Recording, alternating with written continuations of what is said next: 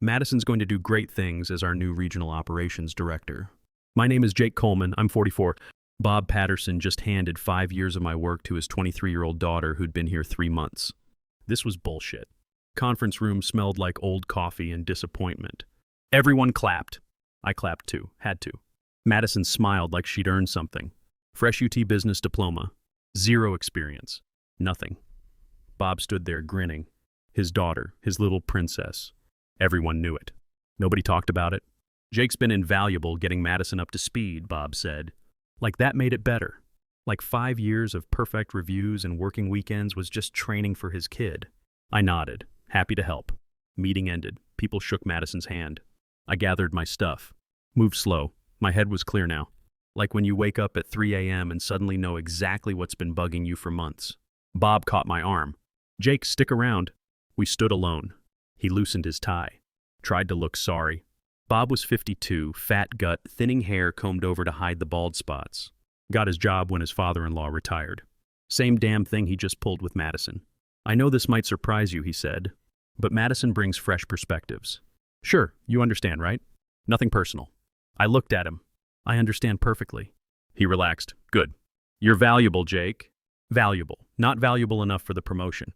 Valuable enough to train his daughter. If you like stories about greed and how real expertise beats people who abuse power, hit that like button and subscribe right now. Every day brings completely new stories, each one more intense than the last. I walked back to my desk. Office buzzed with normal activity. Phones ringing. Keyboards clicking. People solving problems. Same old shit. I opened my laptop. Stared at the screen. Then I started typing. Started at Blackstone Manufacturing, March 2019. Right after my divorce finalized. Needed fresh start. Industrial equipment distribution across the Southwest seemed solid. Something to build on. Boring work that paid $65,000 and let me sleep at night. Bob hired me himself. Shook my hand. Said they needed someone with my experience. I'd spent 12 years at my previous company before budget cuts killed my position. At 44, starting over sucked. But Bob made it sound good. We're growing fast, he said during interview. Lots of room for advancement for the right people. I became the right guy. Worked weekends when shipments were late. Stayed late when customers had emergencies. Troubleshot equipment failures across 4 states. Built relationships with suppliers, Phoenix to Houston. Performance reviews were perfect. Bob always smiled. Always promised bigger things. Your management material, Jake. Just be patient. Patient. I was good at being patient. My daughter Emma visited every other weekend. She was 16, smart enough to see when her dad looked tired. Sometimes she'd find me at kitchen table Sunday mornings. Laptop open, work emails. Dad, it's the weekend. Just catching up. Building something good here. She'd roll her eyes. But she understood. Her mom remarried a lawyer who worked reasonable hours and coached Little League. I was the dad who worked too much but sent birthday money on time. Never missed school plays. Had $200 alimony payments every month that reminded me why this job had to work out. When I told Emma about the possible promotion, she got excited. My dad's going to be the director, she told her friends. Now I'd have to explain why that wasn't happening. First problem showed up 6 months ago. Bob mentioned his daughter might join the company. Smart girl, just graduated UT. Business degree. I nodded, thought nothing of it. Companies hire graduates all the time. Start them entry level. Let them learn from ground up. But Madison didn't start at the bottom. Started in the office next to Bob's with title operations specialist and salary I could only guess at. Bob introduced her around like visiting royalty. Madison's going to observe our processes. Learn how we do things. Madison observed by sitting in my client calls, taking notes while I explained vendor negotiations. Asked questions that showed she didn't understand the basics of what we did. But she was eager and polite. Said yes, sir, and thank you, like her mother raised her right. I trained her because that's what you do. Help the new person. Even when new person's last name is Patterson. Even when her daddy signs your checks. Even when you start to suspect where this is heading. I knew for sure 3 weeks ago. Stayed late finishing quarterly reports. Going through vendor performance metrics. Supply chain efficiency numbers. Office was empty except cleaning crew. Headed to break room for coffee when I heard voices from Bob's office. Door was cracked open. Hallway carried sound better than people realized. The board's going to ask questions, Bob was saying. Madison's only been here 2 months. Deeper voice, older. James Mitchell from corporate. You said Jake was ready for promotion.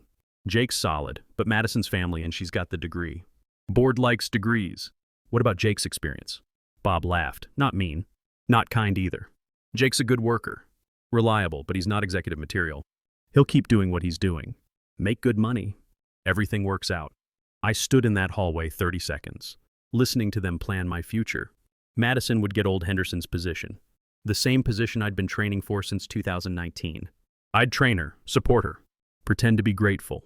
Jake won't cause problems, Bob continued. He's got a daughter, alimony payments. He needs this job. He'll fall in line. He'll fall in line. Like I was some horse being broken to saddle. Like 5 years of loyalty had earned me the right to be grateful for scraps. I walked away quiet. Didn't want them to hear my footsteps. Went back to my desk. Saved my work, left building. Drove home in complete silence. Couldn't sleep that night. Kept thinking about Bob's words. My ex-wife always said I was too passive. You let people walk over you, Jake. Stand up for yourself for once. Maybe she'd been right. Next morning I came to work different. Watched Madison closer. Noticed how Bob included her in executive meetings while keeping me focused on day-to-day operations. Saw how other managers started deferring to Madison on decisions that should have been mine. 3 weeks later, sitting in that conference room, watching Madison accept congratulations for a job she hadn't earned, something broke inside me. Not anger, not sadness, just clarity. Bob thought I needed this job. Thought I'd shut up because I had bills and a daughter and monthly alimony checks. He was wrong about everything. Opened my laptop, started typing resignation letter. Hands were steady. Head was clear. For once in my life, I knew exactly what I was going to do. But what Jake didn't know was just how much trouble Bob was about to face. I submitted my resignation letter at exactly 4:30 p.m. Friday. Bob had just returned from walking Madison around the warehouse, showing her what he called her domain. I knocked on his door, handed him the envelope. This is my 2 weeks' notice. Bob's face went through several expressions. Confusion, disbelief, then something that looked like panic. He tore open the envelope. Read quickly. Is this a joke? No, sir, you can't be serious. You're leaving because Madison got the promotion? I stayed quiet. Let him fill the silence. Bob stood up, paced behind his desk. Jake, let's be reasonable here. You're upset, I get it. But walking away from 5 years of building your career, that's not smart. I've made my decision. What about your daughter? Your responsibilities? There it was, the leverage he thought he had. The reason I'd fall in line and keep quiet. I'll manage. Bob's tone shifted. Got harder. You realize how this looks, right? Quitting because you didn't get promoted. It's unprofessional. Childish. I nodded. I can see how you'd think that. I won't give you a good reference. You understand that? Walking out like this, leaving us hanging. No company's going to want someone who throws tantrums. 5 years of perfect performance, and now I was throwing tantrums. 5 years of staying late and working weekends, and now I was unprofessional. That's your choice. Bob sat back down. Tried a different approach. Look, Jake, I like you. You're good at what you do. But Madison brings something different to the table. Youth, fresh ideas, vision. Vision, I repeated. The board wants innovation, new thinking. Madison represents the future of this company. And what do I represent? Bob paused. Experience, stability. Those are valuable too. Valuable enough to train as replacement. Not valuable enough to promote. I appreciate the clarification. Don't do this, Jake. Take the weekend. Think it over. Come back Monday and we'll pretend this conversation never happened. He genuinely believed I would back down. Believed that threatening my reference would make me fold. I'll finish out my 2 weeks. Train Madison on anything she needs to know. Bob's face darkened. You'll train her? You think Madison needs training from someone who quits when things don't go his way? She's going to need to understand the vendor contracts, the supply chain logistics, the emergency protocols. Unless you plan to figure all that out yourself. That hit home. Bob knew he didn't understand the technical side of operations. Neither did Madison. They needed me, at least for 2 more weeks. Fine, 2 weeks. But don't expect any favors. Don't expect me to help you land somewhere else. You're burning bridges here, Jake. I nodded and turned to leave. Jake, Bob called after me. You're making a mistake. A big one. I stopped at the door. Maybe, but it's my mistake to make. Monday morning brought revelations. I arrived early as usual and found Madison already at her desk, looking overwhelmed. She had spreadsheets open on 3 monitors and was frantically taking notes from vendor emails. Morning, Madison. How's the transition going? She looked up, relief flooding her face. Jake, thank God. I've been here since 6, trying to understand the Morrison Industries account. Their procurement manager is threatening to cancel our contract if we don't resolve some shipping issue by noon. Morrison Industries. Our biggest client.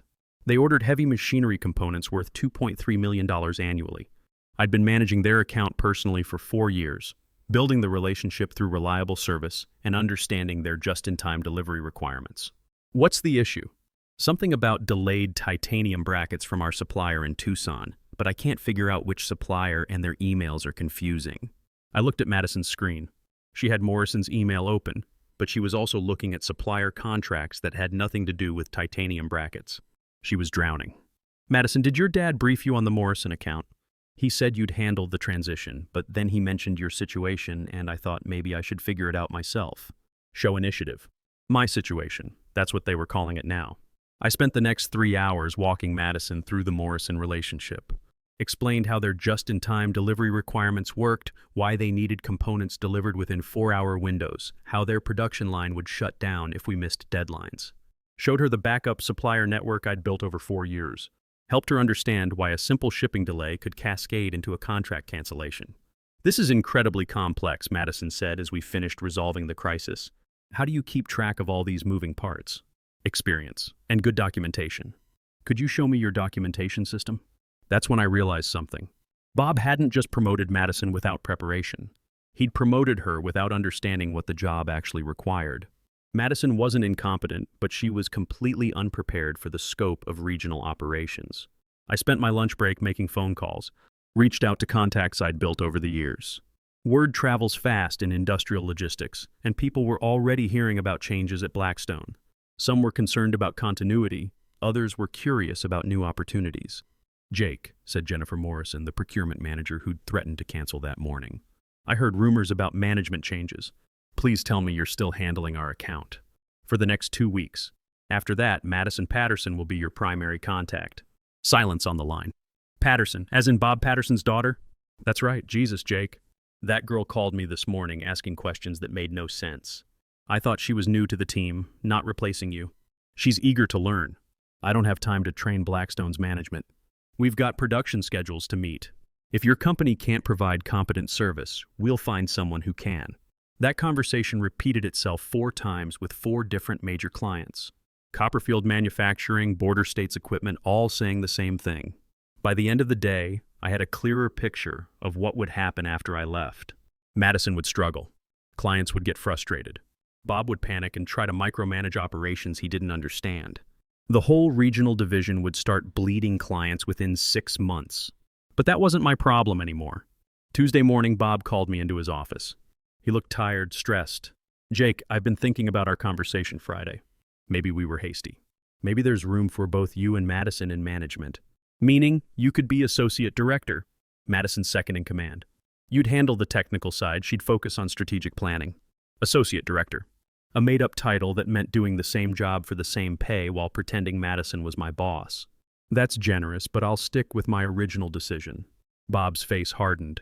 You're going to regret this, Jake. I promise you that. Maybe. But I'm done living in fear of your promises. By Wednesday, I had 3 job interviews scheduled. My plan went beyond simply leaving Blackstone. I'd spent 5 years building relationships in the Southwest industrial supply chain. Those relationships were mine, not the company's. My first interview was Thursday morning with Silverlink Industries, a renewable energy equipment distributor based in Houston. Their regional manager, Tom Bradley, had been trying to poach me for 2 years. Jake, Tom said as we shook hands in his office.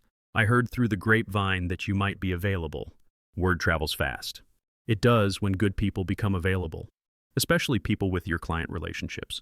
Tom offered me a position as Regional Operations Director, the exact title Bob had given to Madison. The salary was 30% higher than what I'd been making at Blackstone, from $65,000 to $85,000. The benefits were better, and most importantly, they wanted me to bring my client network with me. We've been trying to break into the heavy machinery component market, Tom explained. Your relationships with Morrison Industries, Copperfield Manufacturing, and Border States Equipment would be invaluable. It was ethical, standard industry practice. Clients followed account managers they trusted, especially in a relationship-based business like industrial supply. I hadn't signed a non-compete agreement, and the clients I'd served were free to choose their suppliers. I'd need to give Blackstone 2 weeks' notice, of course. Professional courtesy, though I suspect they might release you early once they understand the situation. Tom was right about that. Friday afternoon, Bob called me into his office again. Madison sat in the corner looking miserable. Apparently, word of my Thursday interview had reached them. I hear you're interviewing with competitors, Bob said. I'm exploring opportunities. While you're still employed here. While you're training Madison. That's a conflict of interest. I stayed quiet. It's also corporate espionage. Sharing proprietary information with competitors. I haven't shared any proprietary information. Your client relationships are proprietary. My client relationships are personal. I built them over 5 years of professional service. Bob's face was red now. Those clients belong to Blackstone Manufacturing. You take them with you and we'll sue you for everything you're worth. Madison spoke up from the corner. Dad, maybe we should. Shut up, Madison. Bob didn't take his eyes off me. Jake, you walk out that door and try to steal our clients, I'll make sure you never work in this industry again. I stood up slowly. Bob, I've given you 5 years of my life. Perfect performance reviews, 60-hour weeks. I trained your daughter to take the job you promised me. I've been nothing but professional through this entire process. And now you're threatening me. I'm protecting my business. I'm finishing my 2 weeks' notice and moving on to a better opportunity. What happens after that depends on how you handle the transition. Bob leaned back in his chair. We'll see about that. I walked to the door, then turned back. Madison, if you need help with anything over the next week, just ask. Despite what your father thinks, I want you to succeed. Madison nodded gratefully. Bob glared. I spent my last week at Blackstone documenting everything Madison would need to know. Not because Bob deserved it, but because Madison was 23 years old and had been thrown into a situation beyond her control. The people who depended on our supply chains deserved better than chaos. On my final day, I cleaned out my desk, said goodbye to coworkers, and handed Bob my security badge. This isn't over, Bob said. For me it is, I replied. I walked out of Blackstone Manufacturing feeling lighter than I had in years. The payback came 6 months later, but not in the way I'd expected. I was settling into my new role at Silverlink Industries when Tom Bradley called me into his office with a grin on his face. Jake, you need to see this, he said, sliding a business magazine across his desk. The headline read Blackstone Manufacturing Regional Division Hemorrhages Clients, Family Drama, Blamed. The article detailed how Blackstone had lost 4 major accounts in 5 months, including Morrison Industries and Copperfield Manufacturing. Revenue in the Southwest region was down 62%. The board had launched an investigation into management practices. Bob Patterson was terminated last week, Tom said. Apparently, the board discovered that Madison Patterson had been hired without proper qualifications. Nepotism investigation, they're calling it. I read further. Madison had resigned voluntarily after 3 months of struggling with accounts she couldn't manage. She'd returned to graduate school. According to the article, Bob faced a lawsuit from Morrison Industries for breach of contract after a supply chain failure caused a production delay that cost them $1.8 million. Here's the interesting part, Tom continued. 3 of their remaining clients have already reached out to us, specifically asking if you're available to handle their accounts. The article mentioned that several former Blackstone employees had been recruited by competitors, taking their institutional knowledge with them. No names were listed, but I recognized the pattern. When good people leave a company, others notice. What goes around comes around, Tom said. Bob Patterson spent 5 years taking you for granted. Now he's unemployed while you're building our Southwest division. I folded the magazine and handed it back. I feel bad for Madison. Kid got thrown into a situation she wasn't ready for. Madison will be fine. She's young, she'll learn from this. Bob, on the other hand, Tom shrugged. Hard to feel sorry for someone who threw away good people to promote family. A year later, I was driving through Austin on business when I stopped for lunch at a diner near the airport. Madison Patterson was sitting alone in a corner booth reading a textbook. She looked up when I approached. Jake, what are you doing here? Business trip, mind if I sit? She gestured to the empty seat across from her. Madison looked older, more serious. The textbook was Industrial Supply Chain Management. Back in school? Master's program at Arizona State, Supply Chain Focus. She smiled ruefully. Figured I should actually learn what I was supposed to be doing. That's smart. I wanted to thank you, Madison said, for how you handled everything. You could have hung me out to dry, but you didn't. You tried to help me succeed. You were in an impossible situation. Dad still blames you for everything.